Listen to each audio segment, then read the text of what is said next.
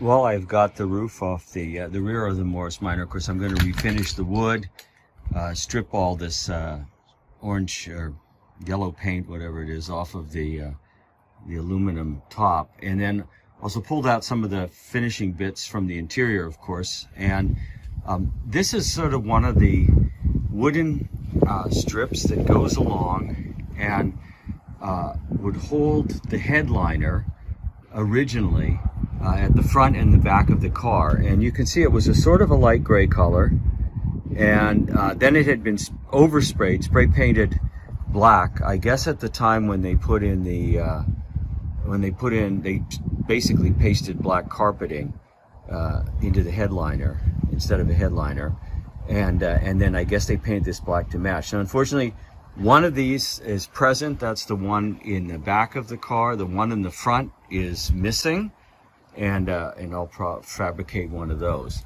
Let's take a look inside.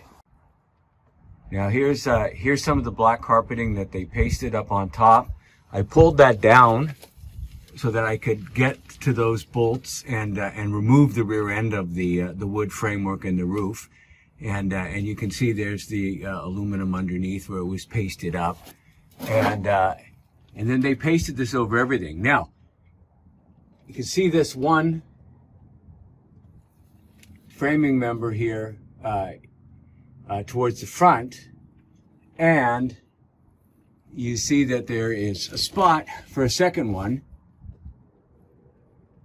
to go in here, and they, removed it and neglected to replace it, which would of course mean that you don't have quite the same structural integrity across the top of the car here holding the roof.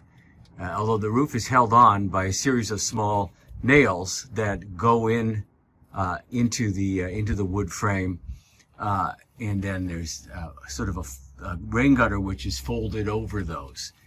And so we're going to have to either buy or fabricate another one of these wooden centerpieces here to fit there, and then to help putting the correct headliner in.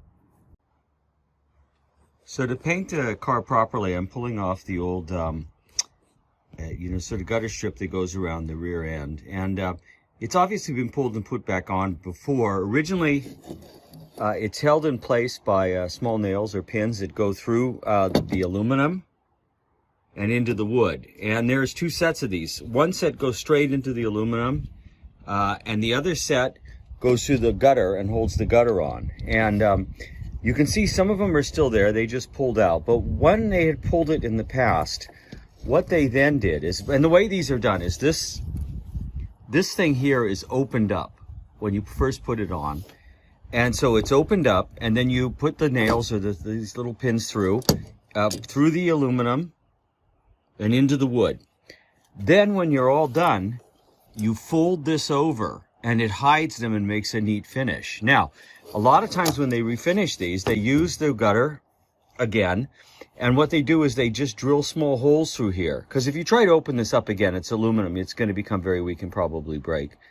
So they drill small holes, you put screws or nails through there, and then you seal them up. And in this case, they didn't really seal them up very well. It's really easy to find them and pull them out. And so, going to redo this. And then what you can see is in the past, they haven't done it. They painted the this gold color right over the top. They left those in place, and you're never going to get a good seal then when you do that. You've always got a kind of, as you can see, something right here where you have the original teal blue, and then you have the gold color that they sprayed on top of that. And we want to smooth this right down and do a really good job. So we kind of have to get this the old gutter stripping off of here.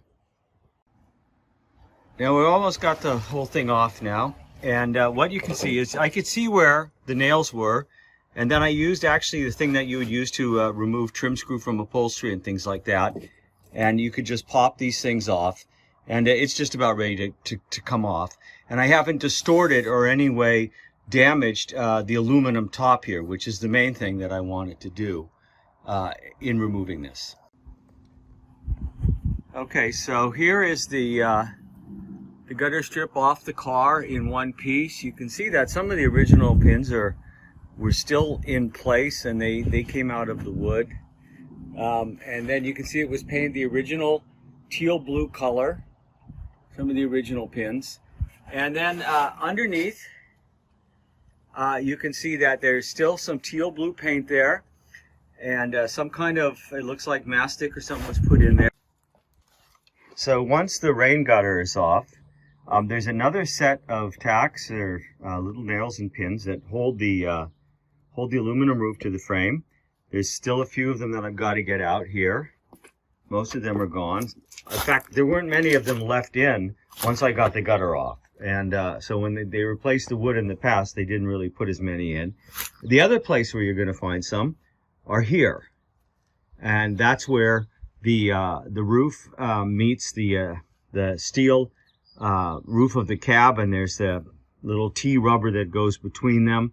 There you can see again the original teal blue, which in the places where it was really out of the sun completely, it's darker than even places like the top of the dash. So it was a bit darker than I might have suspected just looking at any place that had been exposed to sun.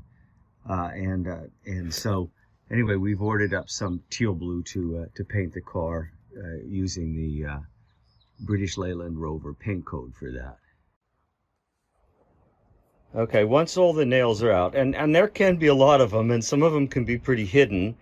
You kind of keep testing to see if it's free. But once they're all out, the whole thing lifts off pretty easily, and it's very light. And come right up. Now, obviously, it's aluminum. You don't want to distort it. So I'm going to get another person to help me lift it off the car, and then we'll store it away.